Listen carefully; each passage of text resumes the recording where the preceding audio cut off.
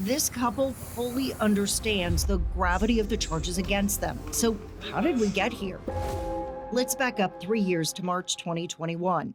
Terilyn and Tyler Alexander, just 19 and 20 years old, welcomed their son Parker into the world. But it was a troubled start. He was 5 weeks early and spent 7 days on a respirator. He was struggling to take full breaths in. Over the next month, he would see several more doctors for his heart murmur, reflux, and some strange bruises. Kept having these itty bitty, really tiny bruises pop up on various parts of his body. A hematologist drew blood for tests. While the parents waited for the results, they did what parents do: have a party to show off their new pride and joy. But just a few days later, Parker's leg looked strange.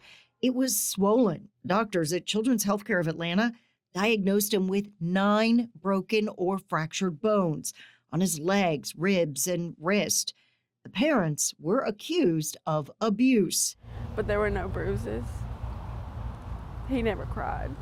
But those results from the hematologist said Parker had a vitamin D deficiency, which can weaken bones. And at least the bruises reported earlier that month were not consistent with abuse. Still, the Alexanders were denied visitation with their son. Over the next few months, the Alexanders went searching for a second independent medical opinion. Adamant their son was not abused.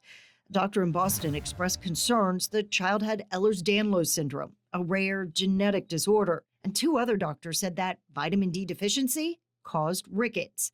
Did the 2 of you abuse your son? No.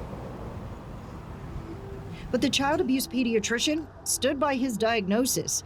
And 1 year after Parker was born, the parents were indicted for cruelty to children and aggravated battery.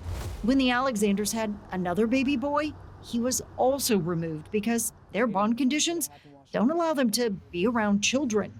Terilyn's parents eventually got custody. And while Terilyn can have supervised visits with Reed, neither parent is allowed to see Parker.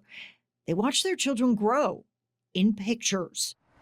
Knowing that your son is growing up in front of you, not being able to touch him, not being able to see him do the first things that every dad wants to see, it's very hard. It is now up to a jury to decide if that is the way it should stay.